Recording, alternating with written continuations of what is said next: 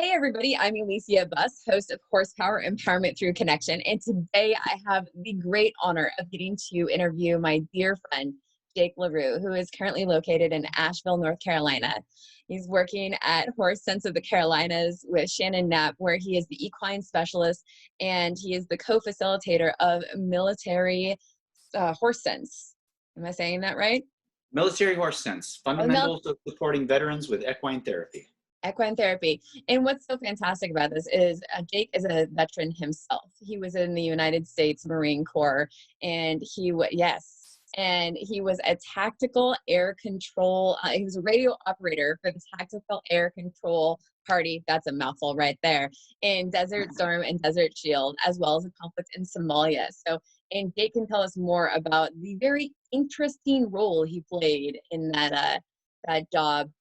As a radio operator and interesting technology at that time. Jake has an incredible story, well, several incredible stories to share with us today, and how working with horses has changed his life.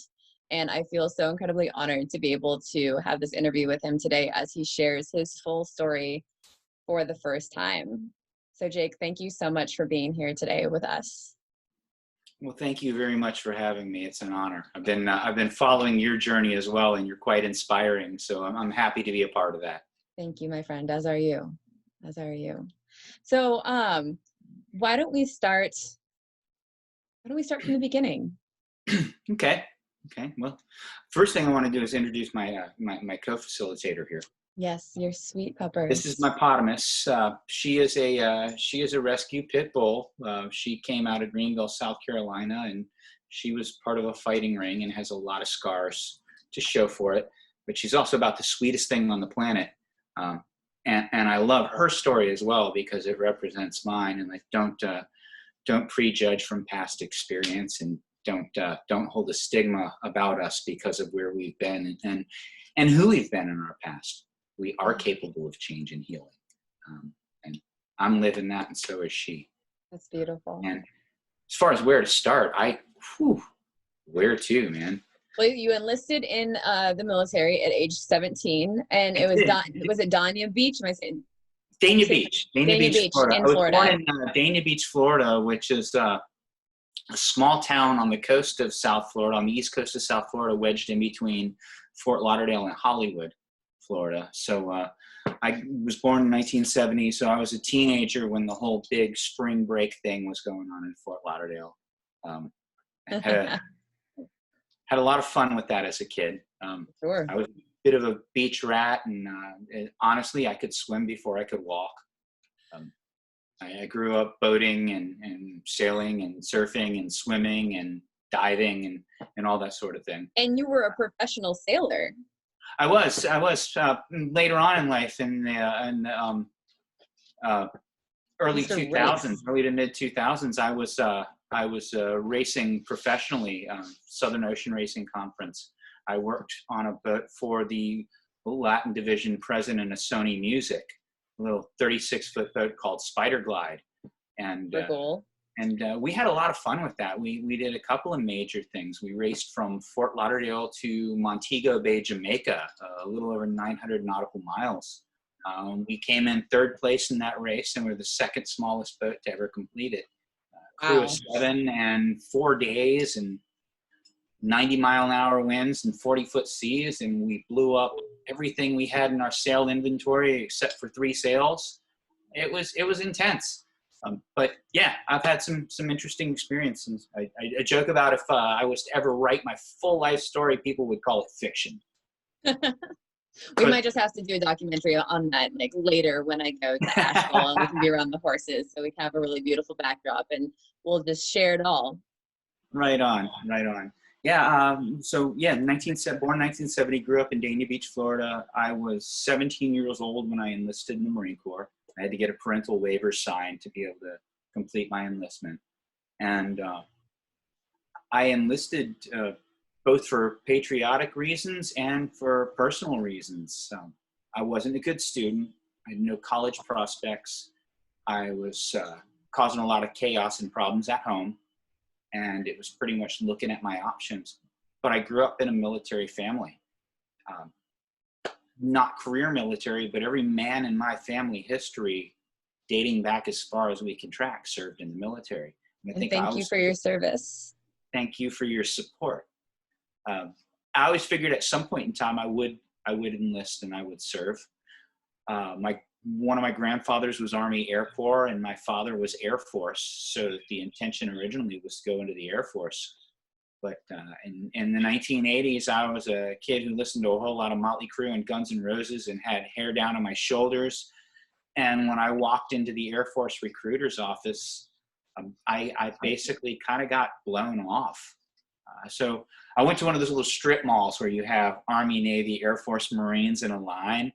And I had no intention of enlisting in the Army because I met too many people, too many of my friends that graduated before me went that direction. And I know Army recruiter is going to sell you everything. Everybody's going to be a Ranger. Everybody's going to go to jump school, et cetera, et cetera. I really had no interest. And I didn't want to go into the Navy because I didn't want to be stuck on a boat. So in my infinite wisdom, I went into the Marine Corps recruiter's office. And I ended up enlisting in the Marine Corps because this guy didn't try to sell me on what they could give me. He challenged me instead. He looked at this long-haired kid walking in his door, 125 pounds soaking wet. It's like, what makes you think you can be one of us? I'm like, me? I can be anything I want to be. It's like, okay, let's sit down and talk about that. And then I ended up enlisting in the Marine Corps. As I said, 17, my parents signed the waiver. I was 18 by the time I actually went off to boot camp. I spent some time in the Defensive Language Institute in Monterey, California, studying modern standard Arabic. From there, I went to 29 Palms, California to radio school, and then sent to Camp Pendleton and connected with 1st Battalion, 4th Marines.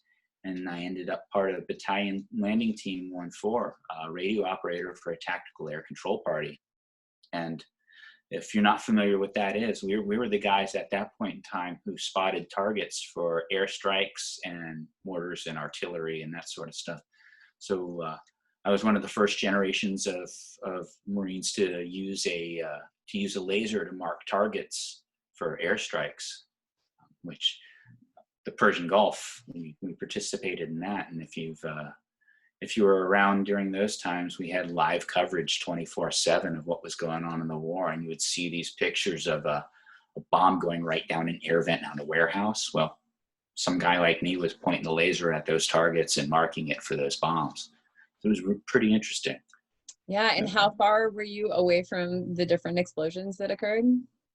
We've done drops as close as 500 yards and as far away as several thousand.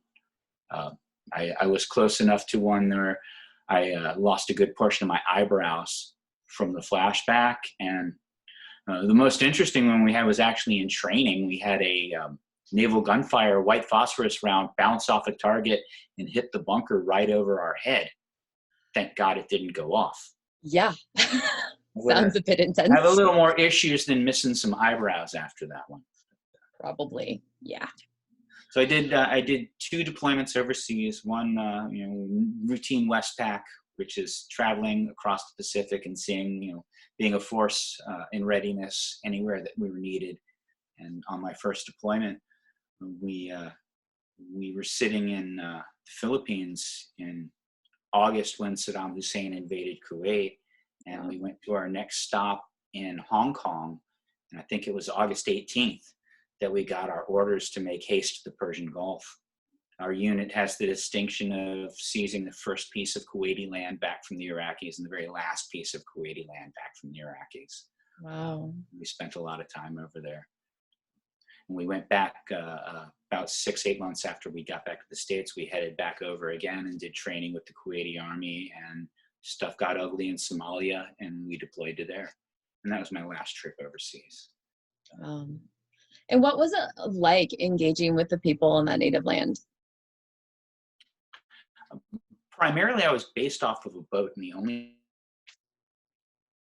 time we would go on shore was specifically for an operation or for training. It was really interesting to engage in the different cultures. I have a friend that tells a story with me and my limited modern standard Arabic.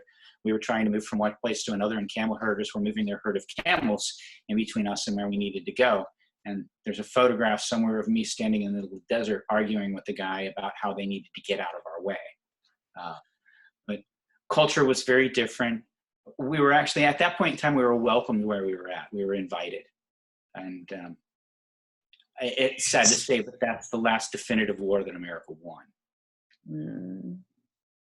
Yeah. Well, thank you for sharing your story in that regard. And so as a result of the different experiences that you had in the military, you have experienced PTSD from that. Is that correct? That is correct. I've dealt with PTSD since then. I've dealt with it undiagnosed and self-medicated for a good period of time, and not succeeded at that very well at all. I made a mess out of things post-enlistment. After I got discharged, I have a whole list of screw-ups and bad decisions and such from then.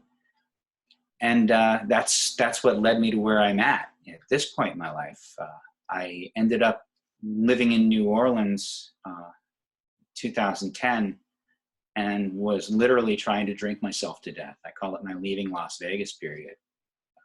I really didn't have any intention of surviving, and I had been going through a process of breaking down and violating most of what I would have considered my established moral code or ethics, just not being the person I was raised to be. Yeah. And I do look at a lot of that as flashing back to my military time. There's this little thing called moral injury that's being explored a little more now. And basically being lumped in with PTSD, but it's not really. It's kind of a different diagnosis. And I look at PTSD as something of, this happened to me, or this is something I experienced. Moral injury is a little more of a, this is what I did. And both military and post, there's a whole lot of that. This is what I did that I have to live up to. Yeah. So, and so in that regard. Yeah. 2012, I had several arrests. One was for a DUI, and 6 months later, I was arrested again after having a really ugly fight with my then girlfriend. And I was arrested for domestic battery. And honestly, this is the first time I've been outright public about that. I've disclosed it in a few settings, but I was arrested in 2012 for domestic battery, and I pled guilty to the charge. I have absolutely no excuse. We were in a fight, and I could have walked away. But I didn't know how to, and I didn't have the coping skills to do it. And when you've been taught that everything is a nail and your only tool is a hammer, it's how much harder do you need to hit it to make the problem go away. I was raised in a very hegemonic household. Love my father, great man. He was actually quite a testament to his community, but he was also unquestionably the head of the household. And when he said something, there wasn't a discussion about it. Yeah. And if there was, the volume would get really loud and intimidating. And some might not call that abusive. It was traditional masculinity for that point in time. But verbal abuse is still abuse. And that was something that I had to come to terms with. And it's something I still don't see eye to eye with a number of my family members on. Say my father was a really good man and a really good asset to his community, but he lorded over his household. And I learned what being a man was about from my father and from my other associates from my father. And men don't apologize. Men don't cry. Men aren't wrong. And if you can make the other person back down, then you're right. And that's what I grew up with. And then I went into the Marine Corps, which really enforces that masculinity through force, fear, and coercion. Yeah. It's not a gentle lifestyle. And I have zero regrets about my enlistment, but honestly, if you were to ask me if I would do it again at this age, no. But in the words of Mike Ness from Social Distortion, I had to go there to get here. Yes, indeed. And going back to that, I pled guilty to a domestic battery charge. I woke up on the floor of an Orleans Parish prison holding cell and hungover, migraine headache, strung out, complete mess. And it was one of those moments where I wish I would have had a blackout. You know, I wish I didn't remember what I did on one end of things, but on the other end of things, like I said, I had to go there to get here. And I had crossed one of my own boundaries that I said would never happen. And I had a fight with my girlfriend, and I put hands on her. And I can never vocalize enough regret for that. But I've had a series of abusive relationships, and I really didn't know what that was prior to that. I've had several failed marriages. I'm currently married to my best friend, and it's a fabulous thing. But my marriage prior to that ended with my wife putting a gun to my head and trying to shoot me. Wow. It was pretty drastic. Yeah. So I was very familiar with abusive relationships, and most of my relationships were mutually abusive. And because I didn't have the coping skills or the strategies to work through that, I ended up being a participant in it. Yeah. And I woke up on the floor of that holding cell, and I had what I consider a psychological death. How I identified myself, who I thought I was, what was left of my value system, my morality, all of that had to die. All of that had to go away. Yeah. If I was going to keep living, then I needed to live differently, or I needed to give up. I'm not much of a quitter. No. So giving up wasn't much of an option. It's an interesting story to add to that. I was released from Orleans Parish Prison on a Friday, and my mother, God bless mothers all around the world. My mother had flown in from North Carolina, unbeknownst to me, and showed up at the apartment that I was literally squatting in the day that I got released from jail. And basically said, you know, I need you to come with me. And if you don't, I don't expect to see you again. So I was released on a Friday, and I was on my way to North Carolina in a rental car with my mom on Sunday. I got to North Carolina. I checked myself into a treatment center, paneled with the VA to start getting some mental health care, and contacted my attorney to let him know where I was at. And he contacted the judge, and the first response from that was, you put him on a plane. We're going to meet him at the airport. Technically, I had absconded. And lucky for me, I had a judge who was sympathetic to veterans' issues. And, you know, if you're not familiar with it, there's a massive suicide rate with veterans. There is a huge substance abuse rate associated with PTSD. 70% of the veterans that are diagnosed with PTSD also have substance use issues. Yeah. 20 to 22 a day suicides. A major increase in domestic violence compared to civilians. We don't have the coping skills coming out of the military. We're not taught them. We're taught the exact opposite. So luckily, the judge was sympathetic to it and allowed me to fulfill my probation requirements in North Carolina. I got plugged in with the VA. I got a phenomenal therapist who really helped me plug into some things that I need to address. I started a mindfulness practice, started meditating, got involved with the Zen Sangha here in Asheville for a while. And I went to Hot Springs, North Carolina, to a place called Southern Dharma for a meditation retreat. And I ended up sitting next to this lady named Shannon Knapp for a 5-day silent meditation retreat. And if you've ever been to a silent meditation retreat, you can learn so much about a person by just sitting next to them for 5 days. And at the end of that, you're allowed to open up for conversation before it's over. And Shannon told me about herself. And if you interviewed Shannon, you know Shannon well. We met at Horse Sense. Shannon's True, place. we did meet at Horse Sense when I was living in Asheville teaching. And Shannon is the founder of Horse Sense of the Carolinas and the executive director of the nonprofit Heart of Horse Sense. And we talked a bit about what she was doing and what she was trying to promote for treatment for veterans and how this could impact veterans' lives. And I was really intrigued. You know, and I'm a big dog person. I've had dogs all my life. You saw them up here earlier and laying down sleeping next to me now. And when I think therapy dogs, I think about, college campus. They bring out the dogs on exam day. If you're anxious and nervous, you could pet them, you feel better. So I think therapy horses, okay, you're going to give me a brush and go out brush on a horse. We're going to kick up a little oxytocin. Everybody's going to feel better. Cool. It's a thing. And she invited me to come out and actually observe a group that she facilitated for veterans from the Charles George VA, the SARP program, inpatient substance abuse. And since I've struggled in my own story with substance abuse, this was kind of a neat thing to watch. I was absolutely blown away. It's absolutely not petting horses and feeling better. It's working with horses and getting better. And it was amazing. And I wanted to know how I could get involved in this more. So I started volunteering for the nonprofit Heart of Horse Sense. And you didn't have any experience with horses prior, is that correct? Zero. I mean, I've been on a couple of trail rides, and I had a friend back in Florida that had a horse in Davie, and we used to go out and feed it carrots and scratch on it and rode it once or twice, but absolutely not a horse person. Grew up on the coast. I was a beach person, sailboats, surfboards, fishing, etc.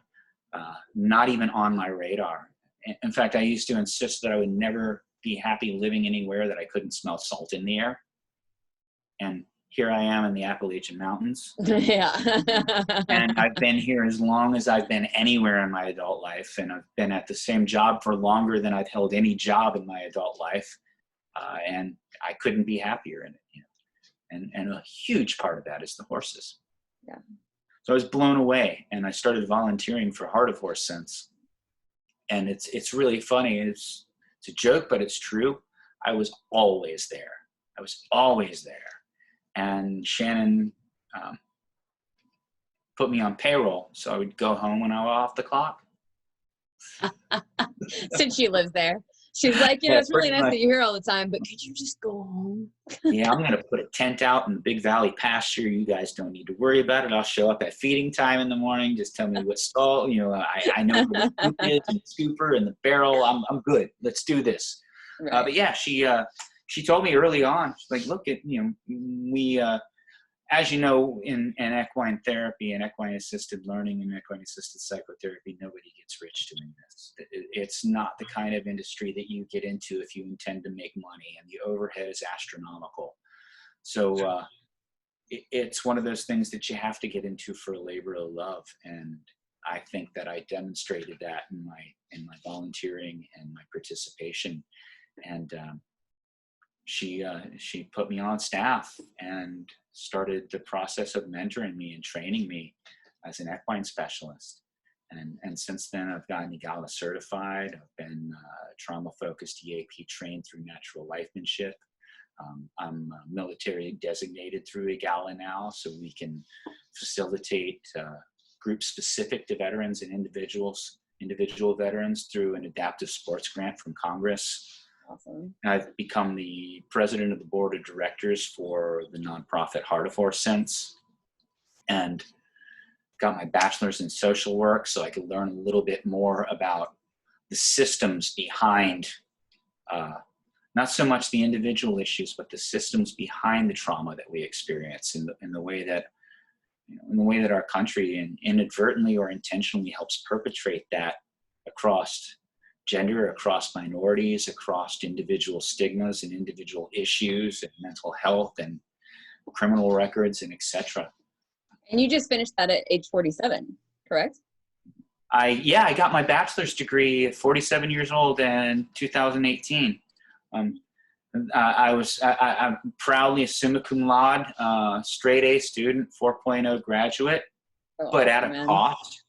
I spent my last 2 weeks of college in 5 South, which is the mental health wing of our local VA. I literally gave myself a nervous breakdown trying to excel at this, which is part of learning how to give myself some space and pace myself and learn some resiliency and learn some breaks. It was a massive learning experience for me. Don't intend to repeat that one.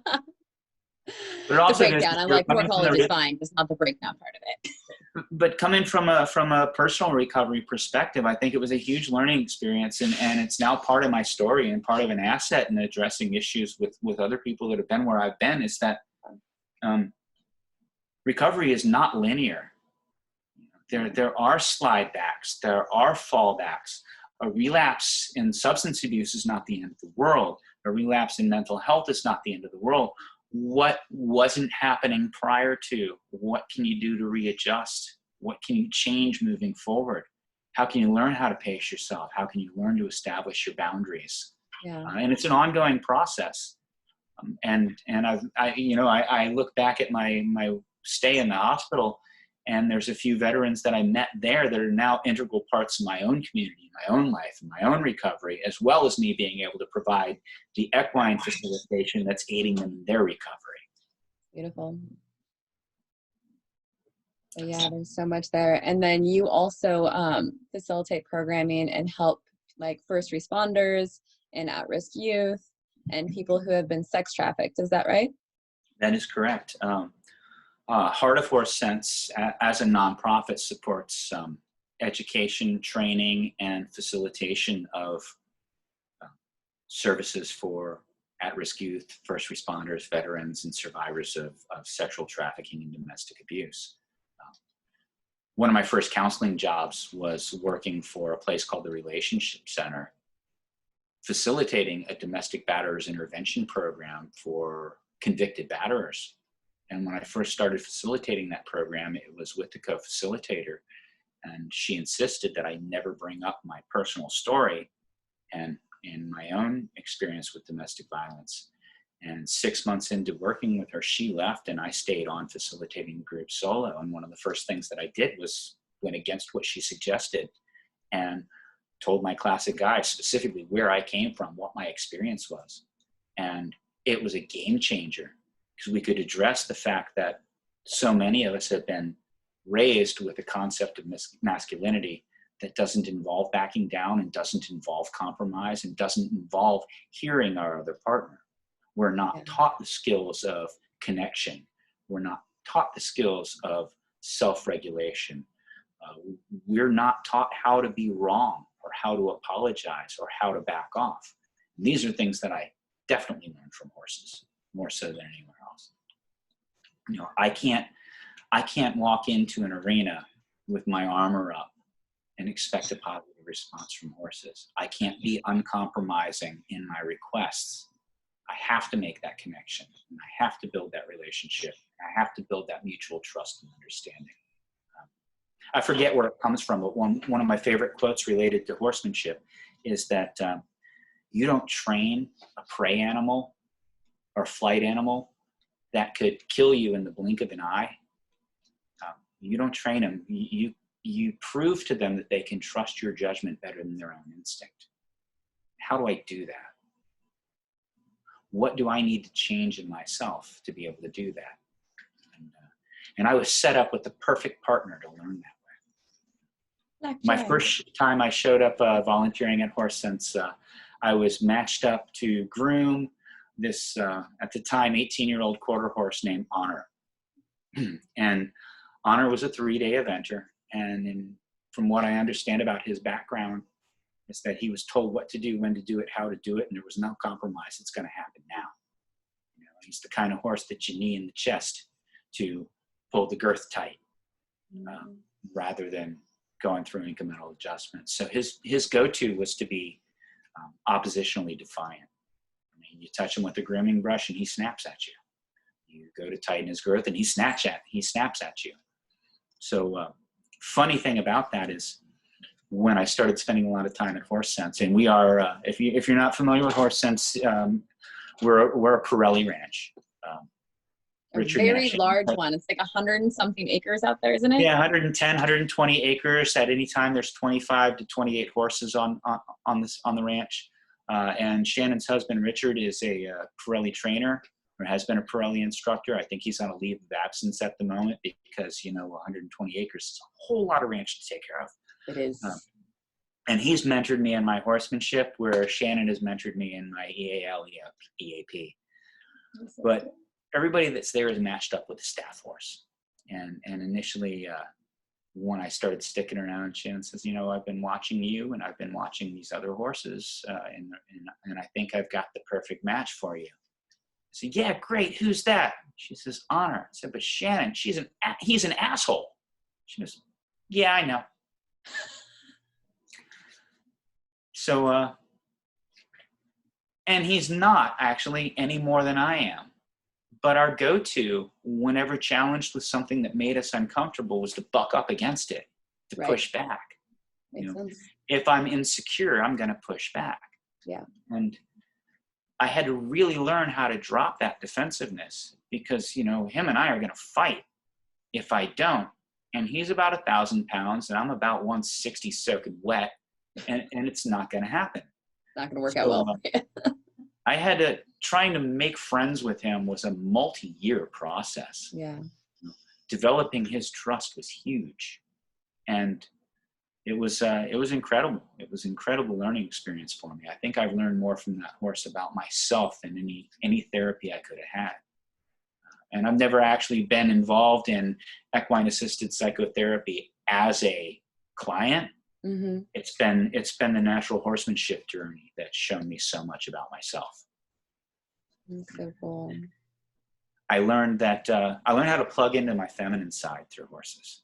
That's beautiful. And that's a really odd thing to hear a Marine Corps veteran say, but I really, really learned a lot about plugging into my feminine side through horses, because the masculine side tends to be considerably more toward power and dominance. But if you want to connect with the horse, you have to tag into your vulnerability. And you have to tag into your sense of compassion, empathy. And you have to be willing to see them where they're at and understand that prey animal mentality from the perspective of an alpha predator. You know, how do I make this connection? How do I become trustworthy? I'm the one who eats. You're the one who feeds. So how do I become a friend with you? How do I make you trust me or teach you that I can be trustworthy? You can't really make a horse do anything. Like that old saying, you can lead a horse to water, but you can't make it drink. Exactly. I can use force, fear, and intimidation because it works. You know, it's what I was taught to do initially. And force, fear, and intimidation might work to get what you want at the moment, but it won't long-term get your needs met, and it won't build relationships. Yeah. What do I need to do different? And learning how to make friends with that horse has been a game changer for everything else in my life. That's beautiful. And then you found your wife, your best friend. You reconnected with her after many years of not talking. Isn't that right? Well, we stayed in touch, which is a beautiful thing. She's one of the few people that, through all my ins and outs and all my garbage and bullshit, stayed with me and stayed supportive as a friend. I met my wife back, I believe it was in 2000. So it's been 20 years. And it was coming off a divorce, and I was hanging out with a really good group of people at the time, and in a positive place in my life. But we had a couple of dates, and she basically said, you know, I was a little bit too intense for her at that point in time. And we stayed friends. You know, we had a standing weekly thing where we would go out to see a band play, a band called Crazy Fingers, Grateful Dead cover band, and we'd go see them on Pompano Pier down in South Florida. And that was our standing Thursday thing, but it was just friends. And we stayed friends and stayed in touch with each other. We stayed friends through another marriage that I had, the one that ended quite drastically.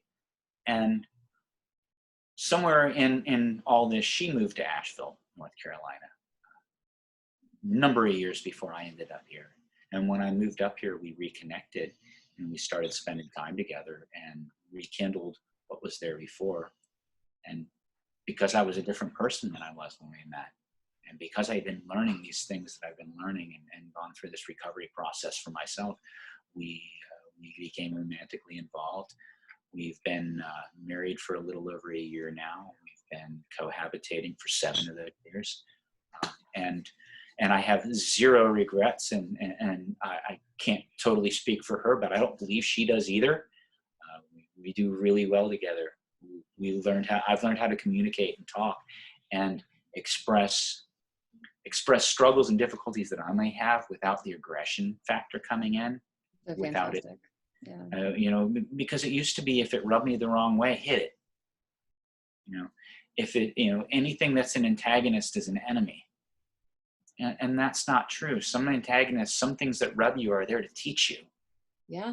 Teach you that there's a deficit or a problem or a challenge that you've yet to address that you need to overcome. Yep. I know, I've experienced that. What lesson can I learn from this, right? Yeah. So, wow. This is probably the first public full disclosure that I've ever given. I've been open about my entire story to close friends on a one-on-one basis, and you and I have talked quite a bit recently and in the past. But this is the first time I've come public with everything that's gone on that end of things. As far as my my misdeeds in past and things that I'm definitely not proud of. And I've been really, really on the fence about coming out with my whole story because we live in kind of a cancel culture right now. Yeah. And some of what I've got in my background is going to put me up for a witch hunt. But the best I can do is get in front of that and be honest and be like, yo, this is where I came from. And this is what I learned from it. And proof that what we do works is that I'm not that person anymore. Yeah. It's so important. And, I'm so incredibly proud of you, Jake, for being so brave and strong and stepping forward in vulnerability to share your story with others so that they can hopefully be inspired and, not feel so alone and to just have that support, and know that there is a person that they can go to and talk to and that they can work with the horses as a support system and to transcend those experiences and come to a new space with grace and without shame. Because there's so much that goes on in society today. Like, we all make mistakes. And unfortunately, society seems to teach us that we should be ashamed of things. And shame doesn't serve anything. Like, it's really important to be able to healthily acknowledge when we make a mistake, be held in a safe, non-judgmental space so that we can then have a greater bandwidth within ourselves to be able to really honor the why for why something happened and be able to transcend those experiences and take corrective action so that in the future that we don't have to continue on with those mistakes. Because most of the mistakes I feel like in life come from either ignorance from poor modeling or something that we've experienced in our youth, or pain from something that we've experienced, or misunderstanding. There's some sort of confusion that has occurred. And I like to tell people, Paul Smith taught us when I was going to Prescott College to always assume positive intent. Because when you assume positive intent from somebody, then it gives you a greater ability to see them and understand that the place that they're coming from, if not functional, most likely comes from pain and confusion. And when we can acknowledge and love people as human beings on this planet struggling with similar things as we are, or even different, but still, pain is a universal experience. To be able to hold them in that space and be like, I see you and I'm really sorry that you're struggling. And how can I help you to support you in your experience so that we can find a way together functionally, healthily to have your needs met so you don't have to continue having that experience and causing increased pain in yourself and other people who don't necessarily have the proper coping mechanisms or communication skills to engage with you healthily, or be able to teach people to have healthier boundaries if the person of which you're engaging with is in a place of toxicity and is not yet developmentally ready to address the problems that are causing things to occur. And so that's why working with horses and learning increased communication and boundaries is so incredibly powerful for people, because it helps them to be in present time, and the horses don't have an agenda. And they, you just are very clear with that experience. And I'm so grateful for you and coming on today and sharing your powerful story and for your continual journey and the grace that you're having with yourself and your partner that is there to support you, and your community there to support you in that process. Thank you. Thank you. Yeah, we can't grow if we can't acknowledge where we've been. And I've learned that I don't really think there's, in most people, I mean, there are those few exceptions, but in most people, I don't think any of us act with the intention of malice in our lives. I think that most of our malicious outcomings are based on fear and misunderstanding and an inability to clearly communicate those fears and to communicate those misunderstandings in a way where we can reach an understanding with each other. And so many of us are locked into a way of thinking or a way of acting. You know, one of the saddest things I think I ever hear anybody say was, that's just me. That's how I am. Yeah, It doesn't that's have to be. always heartbreaking. It And I'm doesn't like, have but to it's be. not.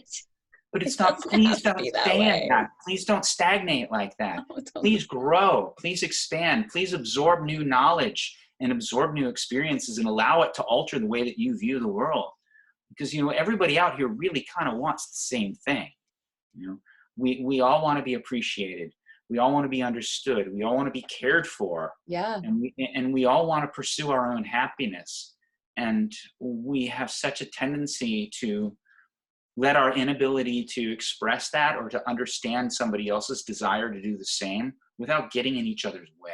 Yeah. And it comes out sideways and ugly, and anger is the byproduct of that fear. And, Yeah.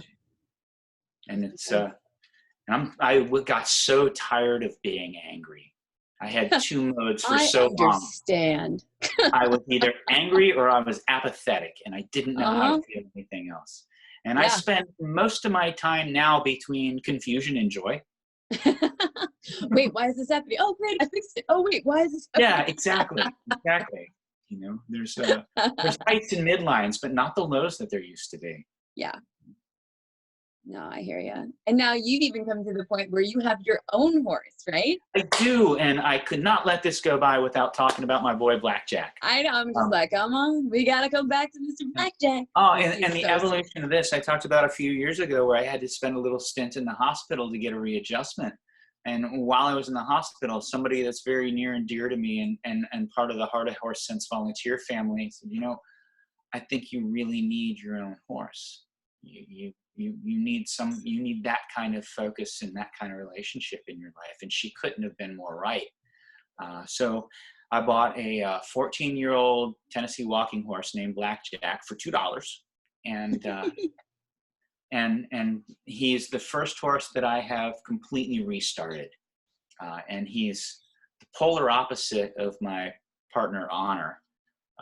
Honor is what we refer to as a left brain introvert, and Blackjack is a right brain extrovert. And he's very friendly and very loving, but also incredibly flighty and incredibly fearful and incredibly unconfident. And if I came at him with the energy that I first walked into the arena with, I would never be able to come anywhere near him. He's a horse on a kite, man. He gets excited and he's in the rafters. I used to call him the incredible teleporting horse, because he would be standing next to me and a noise would happen and he'd be 10 feet away faster than oh my God, pigeon! Yes, totally. A bird, boom! Plastic bag, ah! Rubber ball, boom! Oh, he's amazing. But he's my levels horse through my Pirelli process now. And the biggest self-regulation tool that I have, the best therapy that I have, is helping him understand that I'm here to support him. Yeah. And how can I make a request that doesn't threaten you and that doesn't challenge you past your ability to answer it? And if it does, how can I readjust? You know, it's beautiful. Natural horsemanship is absolutely nothing about the horse's ability, and so much more about how can I self-regulate? How can I be consistent in my delivery, in my movement, in my body posture, and everything, so that you understand what it is I'm asking of you, and so that I can let you know when my requests have been met, and how can I meet you halfway and fill your needs too and support you in this process. And if I can do that with a flighty prey animal that outweighs me by 5 times, then doing it with people tends to be a lot easier, because they can communicate back verbally. Right? That's fantastic. I love that piece. And I love talking to people that work with horses in general about the importance of emotional regulation and how we give less, mixed signals to our horses, and how learning those skills just allows us to have better relationships with our horses and honoring them as sentient beings, because nobody likes to be confused by what somebody's communicating to you. Human and animal, like it's a better life experience to not be confused. The gift of this is to be able to take those things that we learn and share that experience with other people, and be able to provide an environment and facilitate an environment where they can experience for themselves. because there's very few people I've ever met that have walked into the arena and given themselves just a moment of openness for that experience and not been changed by it. Speaking of being changed by it, can you share a couple? I mean, you've shared so many profound stories for yourself as well, but can you share a couple of stories about what you've seen with an experience with a veteran and maybe one of the at-risk kids and, you know, domestic violence, or somebody that's been sex trafficked that's been working with the horses? Any or all of the stories for the different populations? I have more veteran stories than I could throw rocks at. One that continually sticks in my mind is we had a Marine Corps veteran come out. He had been wounded in combat and discharged from the Marine Corps. And this guy is a pure American Viking. He's a warrior. He's a big dude, big redheaded bodybuilder size guy. And he was pretty bitter that his Marine Corps career was ended through an injury. And he kept looking for other opportunities to get involved in law enforcement and whatever else. But he wasn't in a place, either physically or psychologically, where he could. And at the time, we had a program going at Horse Sense that Richard was such an incredible part of, and supporting and facilitating. Richard Knapp, Shannon's husband. We called it the Wild Bunch program. And we had 3 little horses that we got from Hope for Horses. Actually, you guys rescue horses out there, right? They are straight up horse rescue. They're not an equine psychotherapy or learning organization. Straight up horse rescue. And they had 3 what we call untouchables. And these 3 horses came from a herd that originally started with a couple of mares and a stallion. And natural process happens when you mix a couple of mares and a stallion. And over a period of time, this couple had 20 plus horses. And way too small of a pasture, and both of them were in their 80s and a little bit of dementia setting in, and real no concept of herd dynamics or anything like that. And some of their horses were literally starving to death. I mean, they were horses that died in the field because of lack of food and nourishment. And finally, the sheriff's department got involved and seized a number of the horses, and we ended up with 3 of them. And one of them was this little tiny thing named Xena. And she's never going to be bigger than a Great Dane. But malnourishment and breeding. I don't know where she came from initially, what all crossbreed, but she's not a big girl. And she had a leg issue, a ligament disformity in one leg. So one leg kept getting stuck stiff. And I can't say at all that she feared human beings, but she had 0 trust. And she would try to take your head off. This tiny little thing. She was just absolutely, I don't want you near me. I don't believe you. I don't trust you. I'm going to go through you. And this guy got involved in our program. This Marine got involved in our program. And she was really, her fight really, really appealed to him, you know. For the same reason, like my little rescue pit bull appeals to me, this little horse appealed to him. She was full of fight and anger and distrust, which is kind of what he related to in his own life at the time. And he used to show up a couple of times a week and go in the round pen with her. And she would run around in circles, and she would charge him and kick at him and run around in circles again. And he would just stand there and let it happen. And I have a photo somewhere of the moment when that changed, and she had stopped running, and she came and approached him. And she walked over and put her head against his shoulder, and he took a stroke on her mane, and the floodgates broke for this guy. And all that frustration and pain and anger that he had been experiencing came out, and the 2 of them came to that moment of understanding. It was just heartwarming to watch. I'm tearing up. I know, me too. I'm just like, it's fine. It blew me away. And, you know, he's gone on to bigger and better things, and she's gone on to be adopted and has a wonderful home that she's living in. All 3 of the horses that were involved in that program have been adopted and gone on to homes. And one of them is now working in equine therapy at another facility. So talk about success. But a number of the veterans that participated in our program were profoundly impacted by the experience, because it's so hard to engage veterans in therapy. And it's so hard to get us out of the house and to get us to trust. And eliminating that person-to-person interaction and putting them in a position where this is mutual. You're helping them. Yeah. These horses need you to help them come to a place where they can survive in our world. And you need them to help you come to a place where you can survive in our world. And that mutual healing with working with rescue horses, all of which are the horses at Horse Sense, all rescue horses, that mutual benefit of matching people with horses that both need healing and allowing them to develop a mutual understanding and trust and heal together. It's just, I got no words. I got words, but I have a hard time expressing them at the moment. No, that's beautiful. Thank you so much for sharing that. Well, my friend, what a profound story that you shared with us today from start to finish. Is there anything else you would like to share with the audience before we wrap up today? I felt I've said too much already, so I can leave it at that. Thank you for the opportunity, though. This has been a big step in my own process, and I appreciate you giving me the opening to do that. Thank you very much. You're very welcome. You keep doing what you're doing, because you're making a difference here. Thank you. I really appreciate you saying so. All right. Well, friends, family, everybody out there, you can do this. Thank you.